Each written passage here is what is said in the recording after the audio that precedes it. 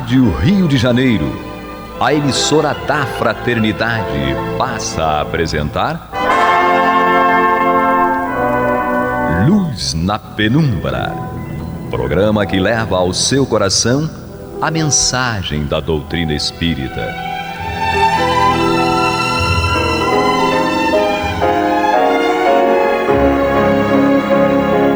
Olá, olha eu aqui de novo, Angélica falando com vocês. Um prazer enorme estar aqui estudando o Espiritismo, trazendo os ensinamentos de O Livro dos Espíritos para vocês. E hoje dando sequência, capítulo 3 do livro 1, do livro primeiro. Dando sequência ao tema Formação dos Seres Vivos. Hoje falaremos sobre as questões 46 e 47. E para esse estudo nós temos a presença de Dario Ram. Olá, queridos ouvintes. Estamos mais uma vez reunidos aqui para uma conversinha sobre o Livro dos Espíritos. Astênio. Cada dia é uma página nova no livro da nossa vida. E Marcelo Aranda. Desejo a todos vibrações de paz, tranquilidade, curativa, para que todos possam nos ouvir com muito amor e carinho. Muito bem. E aí a gente começa aqui a questão 46. Ainda há seres que nasçam espontaneamente? Sim. Quem tratará? Eu? Vamos, começa. Então vamos lá. Estou vendo que você está ansioso para trazer o seu estudo. Então vamos lá. Começando pela própria pergunta, né? Porque quando Kardec pergunta ainda há seres, o Kardec, que era, nós sabemos, a grande base científica que ele tinha, e toda a nossa ciência, ela tem raízes lá atrás, lá muito atrás, né? Se não tivesse vindo o que veio lá de trás, nós não teríamos o que nós temos hoje, né?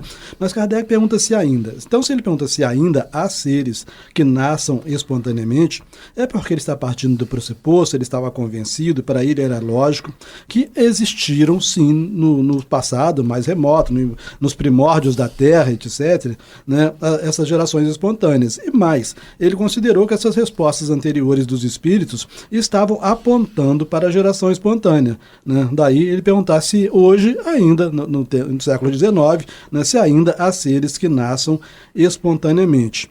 A gente sabe que essas ideias, elas começaram, pelo menos foram mais discutidas lá no tempo de Aristóteles, né? Mas aí os espíritos responderam, né, pelo menos este espírito respondeu, porque nós bem sabemos como é que foi formado o Livro dos Espíritos, né? Nem todas as perguntas foram elaboradas por Kardec, mas nem todas as perguntas foram submetidas aos espíritos por Kardec pessoalmente, diretamente. Ele espalhou essas questões através de diversos médiuns, né, de diversos pontos, né, diversos países, essa coisa toda. Depois reuniu essas respostas, viu o que tinha de consenso, né, e aquilo que parecia mais lógico ele trouxe para o livro, né? Então, quando ele pergunta, para a pergunta que ele fez, ainda há seres que nascem espontaneamente, ele escolheu essa resposta aqui. Sim, há seres que nasçam ainda hoje espontaneamente. Mas o germe primitivo, então se a gente tiver boa vontade, né, para observar a resposta, a gente verifica que está totalmente atualizado, né, porque ele fala assim, mas o germe primitivo já existia em estado latente. Quer dizer, é espontâneo, mas não é, entenderam? Entendeu a questão? Porque sim. O germe primitivo, então nasceu a partir do germe primitivo, né? Então não é bem espontâneo. Se não existisse o germe primitivo, não teria o nascimento. Então, mas o germe primitivo já existia em estado latente. Sois todos os dias testemunhas desse fenômeno. Obviamente que aqui os espíritos estão dizendo desses nossos testes que nós podemos fazer dentro das nossas casas, né? Colocar lá um pedaço de carne exposto, né, com oxigênio, podendo atuar sobre esse pedaço de carne, e daqui a pouco começam a surgir berços de vida ali, né? Então sois todos os dias testemunho desse fenômeno.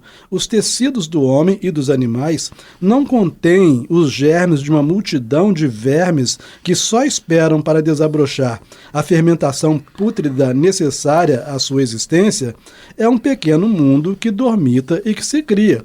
Então eles estão tratando de geração espontânea aqui, mais nesse sentido, de que não há uma interferência racional, inteligente, alguém querendo produzir a vida, e a vida se produz do mesmo modo, né?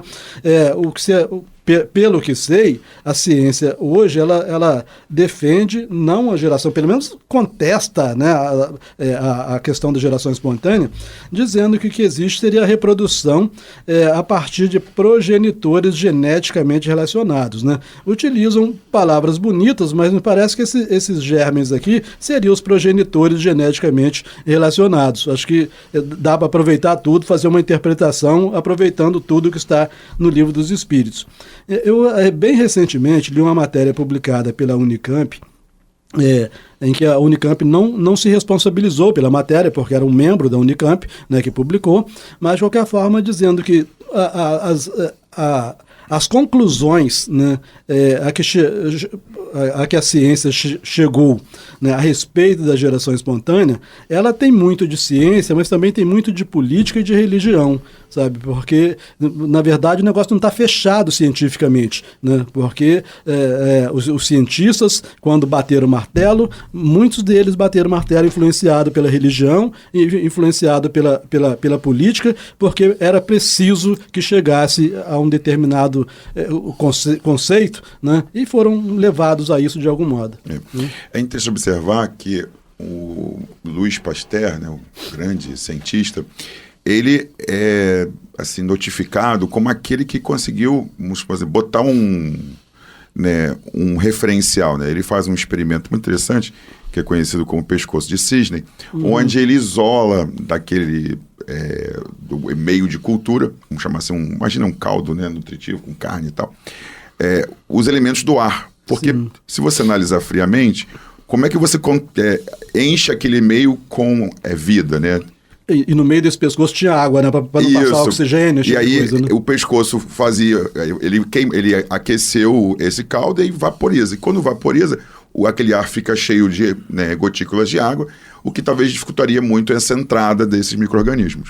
Ali, então, muitos cientistas atribuem que a vida só poderia surgir através de uma outra vida pré-existente a ela. Então, por exemplo, as bactérias só surgem através de bactérias que se reproduzem assexuadamente ou sexualmente, e aí assim vai surgindo. Então, naquele momento, a partir desse experimento, viu-se que aquela água com carne que foi vaporizada, né, que foi aquecida, matou os germes que estavam dentro dela, que hoje a gente sabe, né, qualquer aquecimento, você em alta temperatura você mata, né, a vida.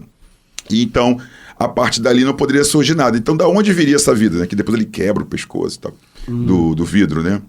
E aí, da onde viria? Viria do ar, né, porque naquele momento eles não conheciam ainda os micro-organismos, tanto que ele é conhecido também por entender melhor esses processos, entender esses germes, né? Entender essa diversidade biológica que existe no ar, que a gente às vezes não tem ideia que pode achar tanta coisa no ar assim. Então eu acredito que aqui o Kardec e os espíritos queriam chamar a atenção mais para esse germe divino. Sim. Entendeu? Queria mostrar pra gente que, olha, Deus criou, porque que também existe uma confusão hoje em dia, né? Se Deus parou de criar, se Deus continua criando, se o espírito foi criado ou se já existia, né? Então eu acho que ele quis mostrar pra gente assim, olha, não, calma aí. Existe uma geração meio que espontânea divina, porque Deus criou o espírito, vamos chamar assim, mas não tinha nada antes. Sim. Se não tinha nada antes, foi uma geração espontânea. Sim. Então... O elemento espiritual é espontâneo. É espontâneo. Está lá no fluido cósmico universal. Entendeu? Então, eu acho que o espírito que também foi criado por ele, uma produção espontânea. Então, eu acho que o espírito queria trazer isso. Mas o Kardec estava de olho nesse debate, né? Porque esse debate aí estava pegando fogo em 1800 e pouco. Era o principal momento, era aquele, né? As conversas entre as academias de ciência, o debate era esse. Cada hora um trazia um experimento que provava que existia geração espontânea, daqui a pouco vinha o outro e provava que não existia. E aí vem o Louis Pasteur e põe assim uma pá de cal, vamos chamar, né, que é o termo comum da população, que meio que, então agora a gente entendeu que realmente, para poder ter vida, tem que ter um ser vivo anterior a ele, que o Pasteur ele juntou também com as informações das microscopias, né? As informações que foram sendo construídas por outros autores. Então é interessante isso, essa riqueza, né? Esse espírito visionário que junta tanto essa visão, né, bioquímica, química, com essa visão dos micro-organismos, desses seres, né, que eles chamavam antigamente de animalículos, né? E aí, juntando tudo isso, você entende que ali, realmente, na matéria, não haveria como ter uma geração espontânea. Mas eu acredito que, a ponto de vista espiritual, a geração espontânea aconteça, porque Deus que cria. Não existe um outro espírito que criou um outro espírito, que criou um outro espírito, que assim vai sucessivamente. Porque ele é chamado de criador. É ele que cria, né? Ele é o espontâneo, é o gerador espontâneo. Isso aí é muito interessante, essa questão do ar, né? Uma vez eu estava entrando no mercado, na época que a pandemia estava no auge, você tinha que andar de máscara, de tudo, aquelas coisas, né? Até roupa de astronauta para entrar em mercado. Estavam quase cobrando isso. Aí a menina veio com aquele aparelhinho de medir temperatura. Aí eu virei para ela e falei, querida, você sabe que eu posso estar com Covid e não estar com febre? E outra coisa, você está vendo aqui no braço? Tem uma bactéria da tuberculose aqui. Nossa. Pode ter. Ué. Pode, com certeza. Ué. Então, esperando só o momento propício para se... Exatamente, está esperando uma falha imunológica tua, uma queda. E também tem que ser uma cepa que tem uma virulência tal que te leve a ter a doença, né? Então as coisas são muito relativas, né? Vamos dar sequência nesse assunto, que é muito interessante para que os nossos ouvintes entendam. E para a gente mesmo entender, né? Exatamente. Após a nossa vinheta, vamos lá. Você está ouvindo pela Rádio Rio de Janeiro o programa Luz na Penumbra, com o estudo de O Livro dos Espíritos, na apresentação de João Batista. Muito bem, nós estamos de volta aqui com os nossos debatedores, estudiosos da doutrina espírita, e vamos complementar aí o que a gente estava falando no primeiro tempo, sobre essa questão de já termos até na nossa constituição, né, orgânica, elementos, né, que estão esperando o momento certo não certo, mas uma invigilância nossa, né, para poder tomar forma, tomar vida, né, ter ação, vitalidade. E contra nós, né?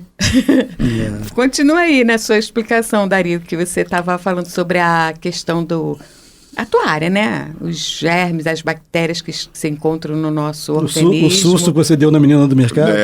Passa correndo. Eu não sei bem se eu dei um susto, né? Não sei bem se eu dei um susto ou ela ficou sem entender nada. Ela deve ter achado, no mínimo, que eu era maluco, né? Alguma coisa assim. Mas, gente, você sabe uma das coisas que eu mais tenho horror, e isso é muito antes da pandemia, de Covid e tudo, eu tenho horror em entrar em ônibus em dia de chuva. Ah, sim. Todo mundo fecha a janela e está todo mundo respirando lá dentro. Isso é uma coisa que me dá não é questão claustrofóbica nem nada, não tem nada a ver. A riqueza do laboratório. O problema é o que está circulando ali naquele ar. A bactéria, fungo, vírus, tem de tudo, protozoário. O advento do Covid, ele veio justamente para nos alertar quanto a isso. As diversas formas livres que nós estamos inseridas, que nos favorece pegar ou desenvolver uma infecção virulenta ou bacteriana. E qual seria a nossa defesa, já que nós estamos aí expostos, né? A defesa está na nossa imunidade. Exatamente. Então, eu queria só aproveitar até recordar o que você estava falando ainda há pouco de tantas coisas que só estão aguardando a ambientação apropriada, isso falando fisicamente, para que ecloda, para que aconteça, esse tipo de coisa, né? Mas a ambientação espiritual realmente ela é fundamental, né? Também, né? Porque a gente sabe, por exemplo, o Divaldo Pereira Franco, né, embora ele não coloque claramente que é ele, mas num livro do Victor Hugo, acho que é Ardua Ascensão, né, em que coloca lá o personagem principal, que tudo indica que é o próprio Divaldo Pereira Franco, em que reencarnou nessa existência de Divaldo Pereira Franco, e reencarnou trazendo no perispírito os vírus, as bactérias, enfim, apropriadas para desenvolver hanseníase, né? E que isso ficaria contido se ele cumprisse a missão dele, né, de divulgar o evangelho, etc, etc. Se em algum momento ele resolvesse descambar, a hanseníase se manifestaria. Então a gente vê que não apenas ambiente físico, né, mas o ambiente emocional é fundamental também, e de compromisso espiritual, né? Porque quando você falou, você acabou de perguntar, não, mas então o que fazer para nos proteger, além de desenvolver, né, tomar vitamina D, esse tipo de coisa, né? Tem uma coisa que é notório, né?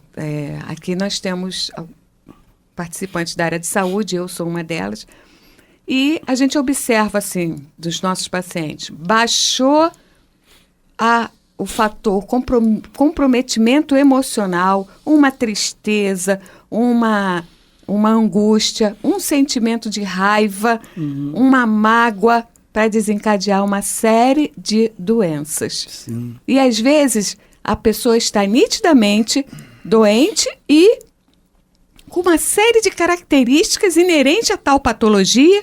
Quando vai ser investigado, não se encontra nada, mas está lá. Isso aí é tão gostoso de falar, não pode só dar mais um instantinho só? Olha só, tem um livro, né, chamado Medicina e Milagres, acho que é para mais ou menos esse o nome, é de um médico americano, eu li já há algum tempo esse livro. Então ele fez, e ele era oncologista, né?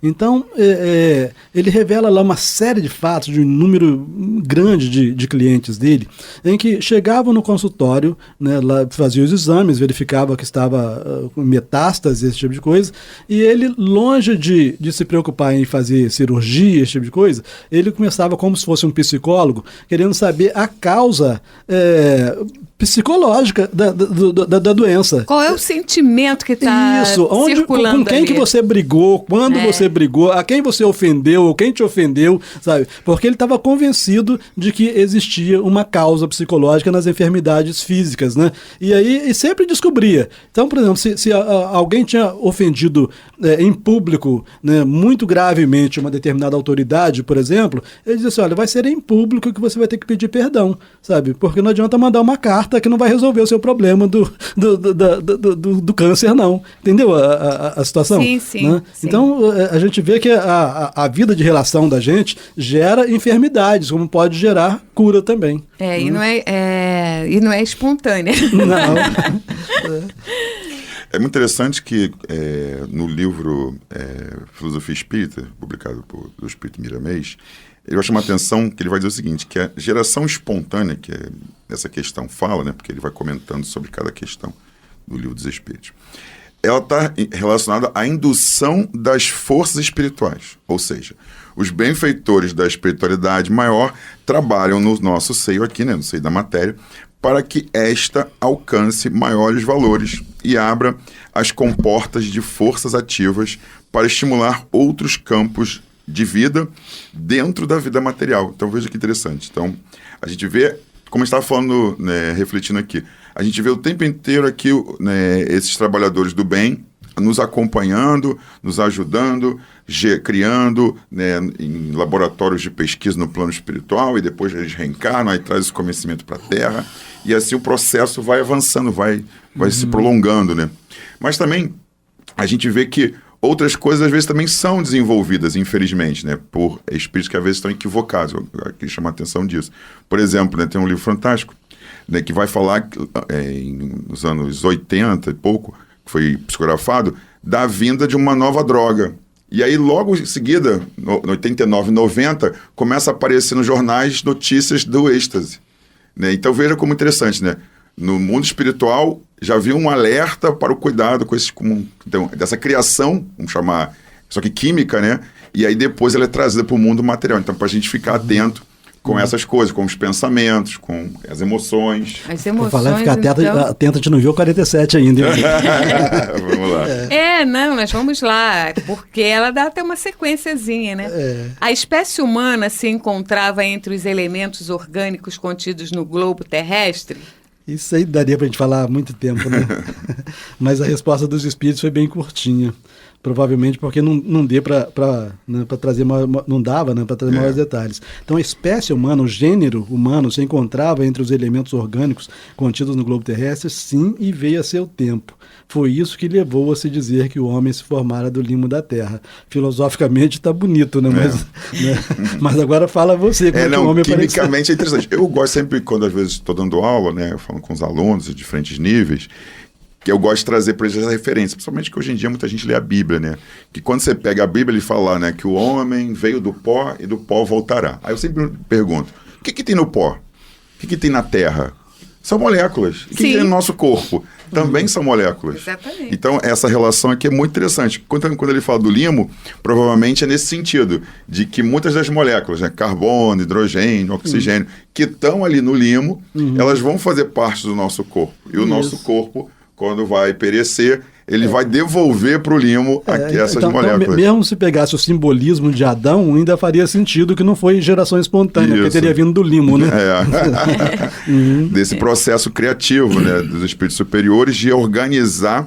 E é interessante que vários livros vão falar desses testes, né? E aí aparecem dinossauros, e aí depois vem os mamíferos, que são um pouco menores, que vão se adaptar melhor. Então a gente vê um processo evolutivo que não ocorre esse acaso, que muitos cientistas acham. Mas sim num grande laboratório da vida, que você vai testando diferentes formas para aquela que melhor se permita a evolução de todos, né? Eu acho que o mais importante disso tudo, né, a gente esquece aquilo que se aprendeu na Gênese bíblica, a não ser em termos culturais, simbólicos, né, esse tipo de coisa. Porque o fato é que as pesquisas dos fósseis e outros elementos verificam o homem surgindo na Terra mais ou menos no mesmo tempo, nos mais diversos quadrantes, né? Então ele não nasceu num determinado lugar para se espalhar pelo mundo. Não, esse é muito rico. O nosso amigo Dario pode comentar melhor, que da questão do DNA, né? Do DNA da mulher, que aí você vai ter um gene, que aí hoje, com várias pesquisas, mostram que esse gene deveria ter surgido lá na África. E é super rico, né? Que esse gene das mulheres, das mães, que vai sendo transferido através de várias gerações, aí eles vão voltando no tempo, vão identificando em nós essa presença de vários povos, né? A presença genética de vários seres de outros continentes. A nossa ancestralidade, exatamente. Tanto espiritual como material. Exatamente. O ser humano, né? O humanoide, vamos dizer assim, australopithecus, que se tem notícia, o mais antigo encontrado é na África mesmo, né? Eu não me lembro há quanto tempo que ele viveu.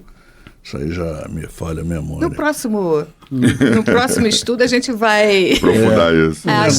O negócio tentar entender a questão do tempo. Essa questão de DNA, de pessoas aí querendo construir novos seres humanos. O clone. Querem construir o perfeito. Mas vem cá. Então tá, vamos retirar o gene da diabetes. Tudo bem, tira-se o gene da diabetes. Vai botar o que no lugar? Como é que a pessoa vai saber o sequenciamento genético correto para construir um ser humano perfeito? Que não é bem assim, não, cara. A coisa é muito complicada. A engenharia genética é bem complexa. Muito complicada. E tem que ter o dueto, né? Tem que ter a dualidade. Você tem, depois do advento do carbono, apareceu a dualidade. Então, tudo tem que ter o lado A e o lado B. Pra gente dar sequência no desenvolvimento. Se o cientista não fizer uma parceria com Deus, não resolve nada. Não resolve não. Ele fica enrolado. Tem que ter autorização dele primeiro. Tem que criar uma parceria muito grande, muito intensa, né? É muito interessante. E eu acho bom nessa questão, e a prudência do Kardec, né? Ele mostra tudo a seu tempo. Tudo acontece a seu tempo. Então, às vezes, na questão da ansiedade, que tanto nos acomete ultimamente, a gente quer botar fatos, adiantar fatos, ou viver em tempos que não é o presente. E a gente acaba deixando de viver o presente, sofrendo as ações antecipatórias de coisas que podem ou não acontecer, e sofrer com ações passadas onde nós deveríamos nos prepararmos para resolver, e o presente é a oportunidade que a gente tem para resolver tudo isso. Por isso tem o nome de presente, né? Agradeço muito a presença de todos e vamos dar sequência no próximo estudo, né, neste assunto. Muito obrigada e que Deus abençoe o nosso propósito. Graças a Deus. Você está ouvindo o programa Luz na Penumbra.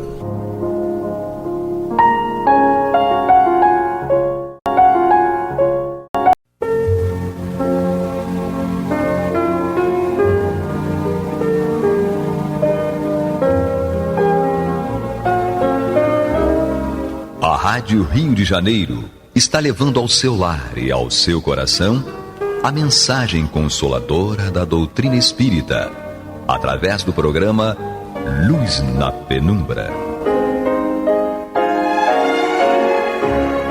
E agora com vocês, Antônio de Pádua Barbosa e Marta Batista. Olá, meus amigos, muito boa noite. Estamos aqui mais uma vez para dar continuidade ao programa Luz na Penumbra, no qual nós tecemos comentários a respeito do livro Evangelho segundo o Espiritismo de Allan Kardec. Marta Batista e eu estamos aqui no seu capítulo 5º, Bem-aventurados os aflitos. E hoje, mais especificamente, Marta vai nos brindar com um estudo que fala dos motivos de resignação. É isso aí, Marta, bem lembrado. Motivo de resignação. Eu estava com a página avançada. Sim. Esse aqui, motivo de resignação. Aliás, Marta, é bem chegada essa hora, falar em resignação, né? Porque sem dúvida. As coisas estão tão complicadas para todo mundo, né? E as pessoas têm que se resignar, cada um com a sua própria cruz, digamos assim, né? Exatamente. Então nós vamos ficar aqui ansiosos em ouvir o que você vai nos trazer a respeito deste tema, motivo de resignação. Não faltam motivos para isso, né? Pois é. Vamos refletir com o que Kardec nos vai oferecer, né? Ele diz assim: por estas palavras, bem-aventurados os aflitos, porque serão consolados, Jesus indica ao mesmo tempo a compensação que espera os que sofrem e a resignação que faz bem dizer o sofrimento como o prenúncio da cura. Olha que interessante. Ele já nos oferece aqui algo para nos facilitar desenvolver a resignação. Tem que ter alguma coisa que nos ajude a ter aquele compromisso da resignação, porque isso vai comprovadamente nos mostrar que é melhor com a resignação. E aí ele já na primeira frase, no primeiro parágrafo, melhor dizendo, ele já nos diz que a resignação, que faz bem dizer o sofrimento como prenúncio de cura. Bom, então aqui a gente já vai se animar, porque nós passamos por tantas dificuldades, por tantos sofrimentos, por tantas aflições, que só mesmo a gente tendo alguma coisa que comprove que essa resignação vai valer a pena. Que essa resignação tem algo que vai nos trazer positivamente algo melhor para nós. E ele diz que o sofrimento, quando ele chega no auge, é o prenúncio da cura. Isso daí já é algo para nos animar. Então a gente vai observar que o objetivo desse estudo, né, dos motivos de resignação, é de nos esclarecermos acerca da consolação que Jesus nos dá, nos oferece àqueles que sofrem, entendendo que deve ser esse sofrimento um bem sofrer, né? Então, porque ele se reverte, ou se você bem sofrer, ele vai se reverter em proveito da conquista da tua felicidade. Então, o que a gente observa? Que aquele, né, que não é resignado, que sofre, que padece, que passa pelas suas provas e sofrimentos, sem aceitar, esse com certeza, vai acabar perdendo, né, aquilo que ele havia conquistado com as suas provas. Ora, como que a gente pode entender isso? Se você reclama daquilo que está passando, e nós sabemos, porque já vimos no estudo, né, nos estudos que temos aqui desse capítulo e nos subsequentes que ainda virão, que se você passa por uma dificuldade e não reclama, e aceita aquela dificuldade sem a reclamação, você sabe que você estará quitando uma dívida que foi diminuída consideravelmente pela misericórdia de Deus. Então, se ela foi diminuída, né, pela misericórdia de Deus, pela bondade de Deus, e você passa sem reclamar, com certeza tudo que você tiver passado ali vai ser computado a teu favor. Porque você entendeu que devia, porque todos os sofrimentos, nós já vimos isso, são relativos aos nossos equívocos. Então, se a gente passa por uma dificuldade, uma aflição, um sofrimento, é porque nós estamos ali resgatando aquilo que nós mesmos produzimos. Ora, se nós mesmos produzimos, não podemos reclamar, não é isso? Então, daí, essa cobrança, né, essa diminuição da dificuldade da pena pela bondade divina, pela misericórdia divina. Então, se mesmo ele diminuindo a penalidade, você reclama mesmo assim, aí fica difícil. Então, sempre entendendo que aquilo que você está padecendo é a consequência de equívocos que você mesmo produziu. Ora, aí fica mais fácil para você ter resignação diante do sofrimento, né? Diante da dificuldade. Bom, nem todos os aflitos serão consolados. Isso aí a gente de cara já vai falar sobre isso. Porque a gente entende, bem-aventurados os aflitos, porque serão consolados. Você entende, bom, todo mundo que sofre, que passa por aflições, será consolado. Mas só se você realmente souber bem sofrer. Se você não souber, se você reclamar, se você não tiver o mínimo de resignação, porque não está entendendo que a tua dívida, o teu débito foi diminuído por bondade, por misericórdia divina, aí você não estará bem sofrendo e, consequentemente, você não será consolado. Então, só os que sofrem com resignação serão consolados, né? Então, não aceitando a vontade de Deus, reclamando, dizendo que aquilo é insuportável, você está sendo insubmisso à vontade divina e não estará aceitando essa vontade divina, que, na verdade, é apenas a justiça da sua lei que está sendo aplicada.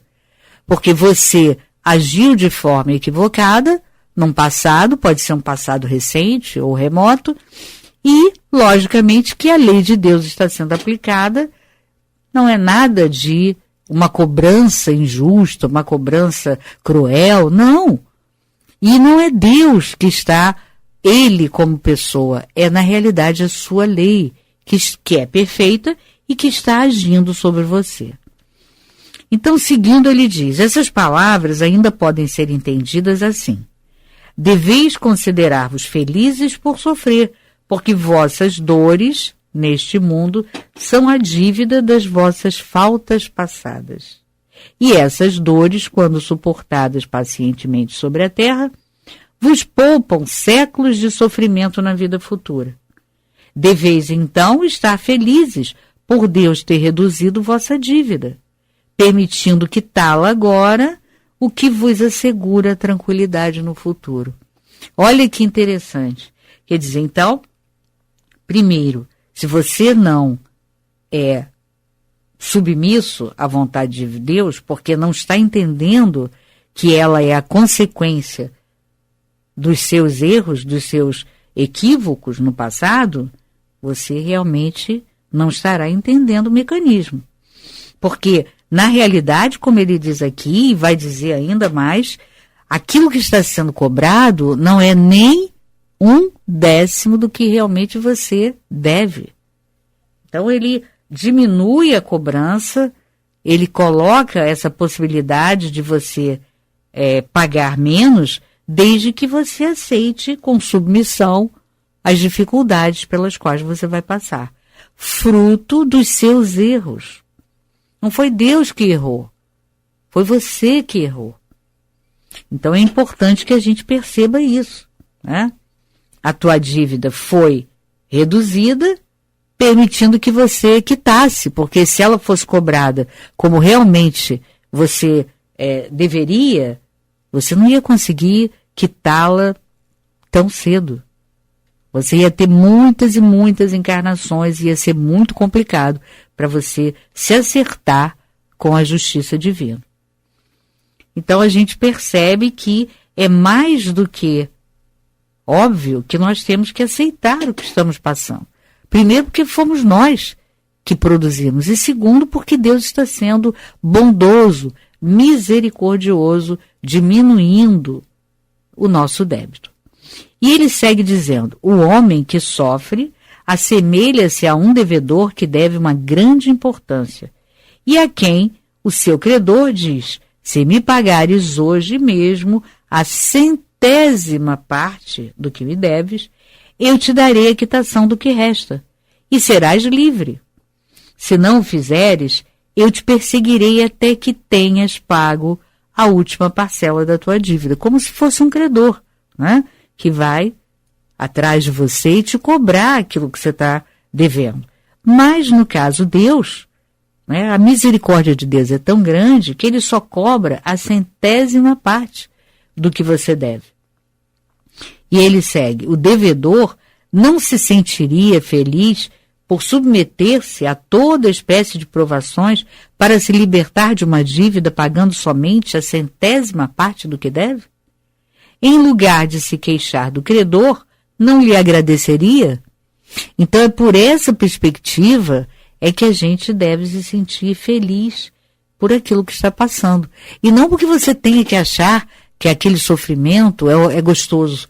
Ah, que delícia esse sofrimento que eu estou passando. Não, não é gostoso. Porém, você aceita com resignação, porque você sabe que você não está pagando nem 1/100º do que devia. Então, logicamente, você tem que ser, né, submisso a essa vontade abençoada e misericordiosa de Deus.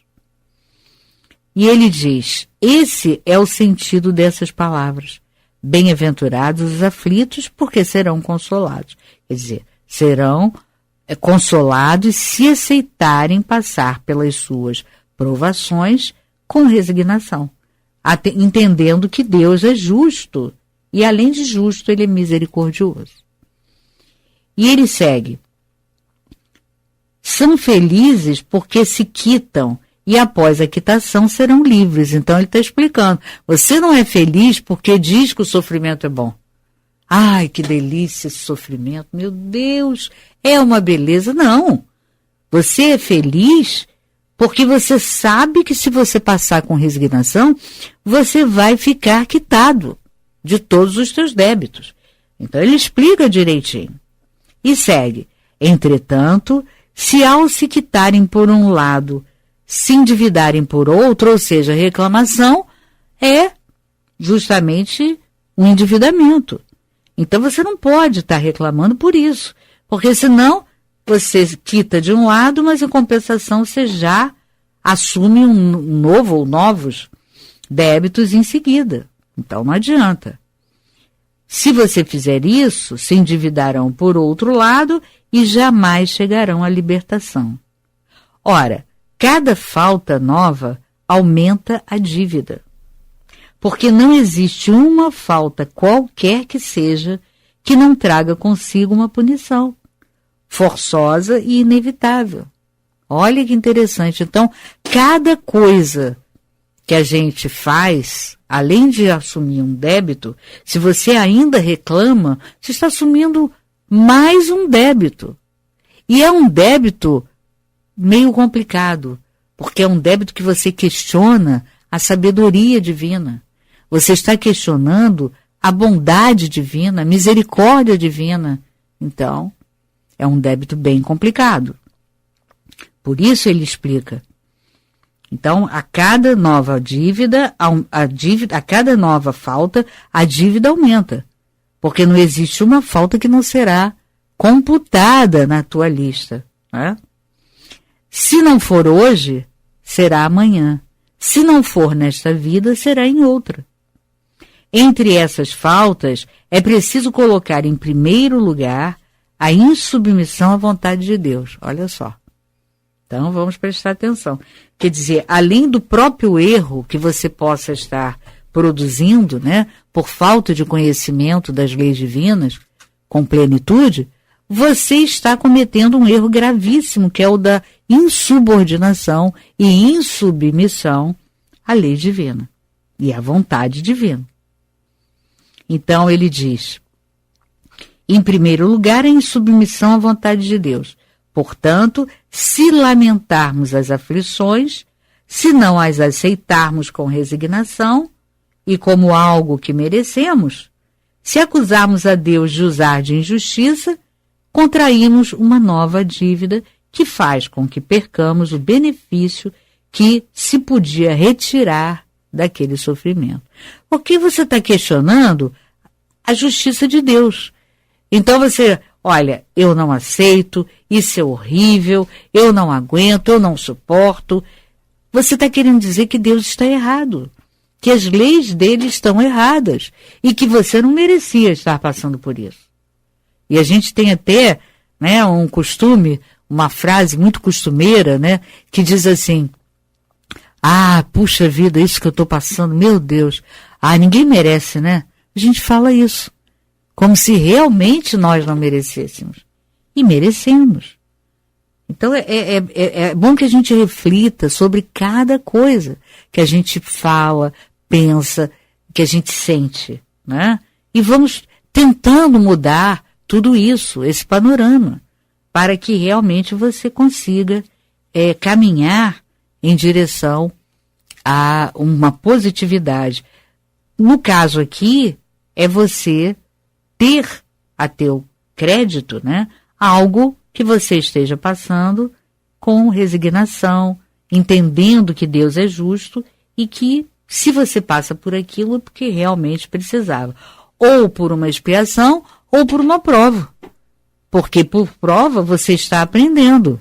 E aquilo vai te dar um ganho no futuro. De um modo geral, a gente está passando por alguma expiação, quando o sofrimento é muito intenso, né? Porque é o estágio da gente. Espíritos de terceira ordem num planeta de expiação e prova, ou prova e expiação. Então, a gente precisa elaborar esse pensamento racional para que a gente consiga chegar naquele ponto de resignação, naquele ponto de entendimento que você está passando aquilo porque necessita. Vai ser bom para o teu crescimento. E ele segue dizendo, eis porque é preciso recomeçar exatamente como se para um credor que nos atormenta pagássemos algumas cotas da dívida, enquanto que a cada pagamento lhe pedíssemos novos empréstimos. Então você vai se endividando. Ao reclamar, ao achar que não merece aquele sofrimento, você vai se endividando cada vez mais. É isso que faz com que você perca todo o crédito daquelas dificuldades pelas quais você já passou. Né? Você não passou entendendo. Você não absorveu a lição. Você não compreendeu que precisava passar por aquilo. Você preferiu achar, reclamando, que Deus era injusto. Então, é como se você pagasse uma dívida, mas pedisse novos empréstimos. E aí, com esses novos empréstimos, você se endivida cada vez mais. E ele segue. Ao entrar no mundo dos espíritos, o homem é ainda como o trabalhador que se apresenta no dia do pagamento. A uns, o patrão dirá, eis aqui a paga pelos seus dias de trabalho. A outros, Aos felizes da terra, aqueles que viveram na ociosidade, que colocaram a sua felicidade na satisfação do amor próprio, dos prazeres mundanos, ele dirá: a vocês não há nada a pagar, porquanto já receberam seu salário na terra. Vão e recomecem a tarefa.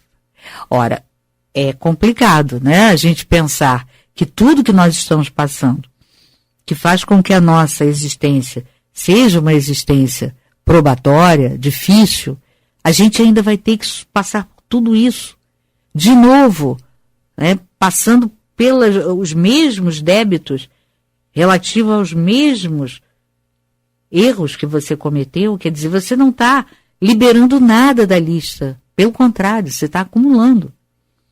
Então é complicado, né? E aquele que só também viveu na ociosidade, sem realmente ter consciência do que devia passar, né? Com consciência, com seriedade, esse também já recebeu a sua paga aqui na Terra.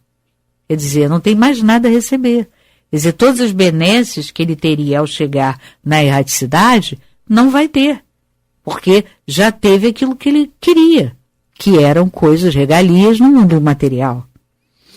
E ele segue aqui: o homem pode abrandar ou aumentar o amargor das suas provas. Quanto mais longa lhe parece a duração do seu sofrimento, mais sofre. E a gente não pode esquecer aquilo que Kardec diz lá no primeiro parágrafo, né? O sofrimento intenso é o prenúncio da cura. Então, quando você estiver no auge do sofrimento, pedindo forças a Deus para suportar e para ser resignado, lembre-se que também é o prenúncio da cura. Quer dizer, é todo o indicativo de que você vai ficar bom e vai se livrar daqueles débitos.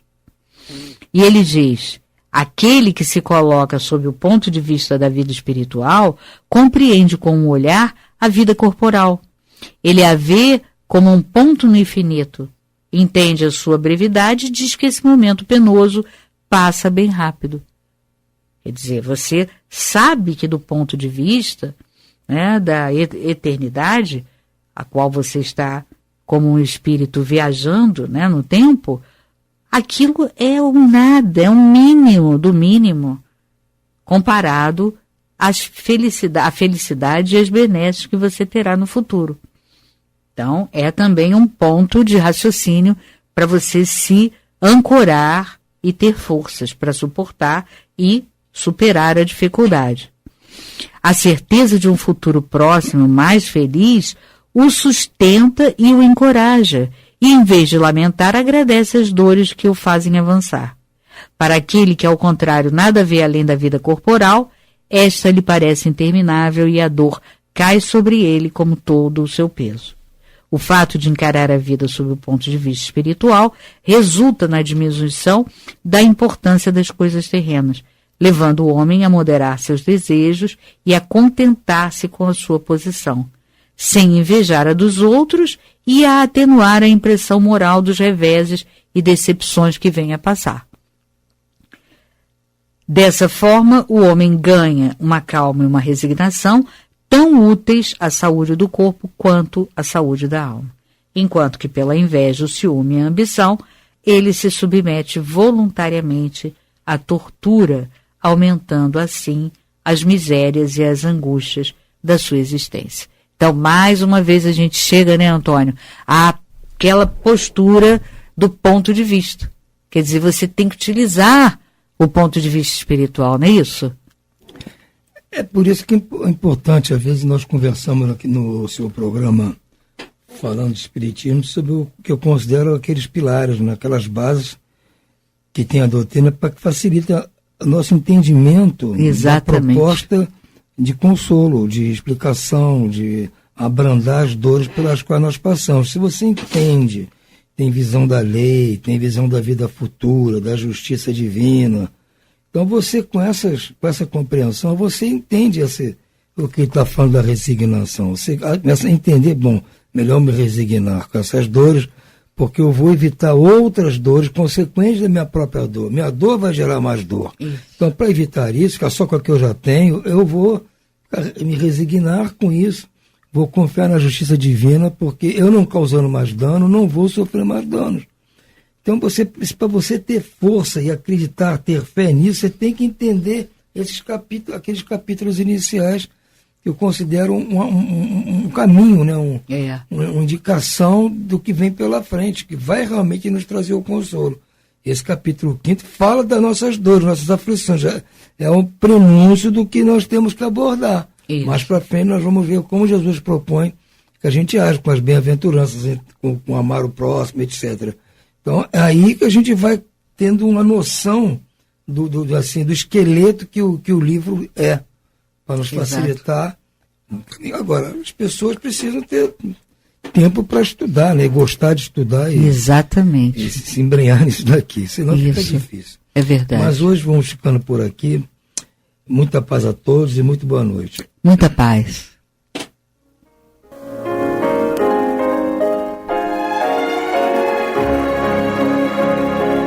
E vamos ouvir agora a prece de encerramento de nosso programa, na voz de Geraldo de Aquino. Jesus, dá-nos coragem para a luta, piedade para os insultos e misericórdia para as injustiças e ingratidões. Limpa nossa alma de inveja e ambições mesquinhas, de ódio e de vingança o nosso caminho. E que dentro em pouco, ao recolher-nos de novo ao calor do nosso leito, para que o sono nos dê a paz e o esquecimento das tristezas humanas, possamos sentir, Senhor, no mais íntimo de nosso ser, a doçura indefinível do Teu amor e a grandeza incomparável da Tua divina presença. Que assim seja.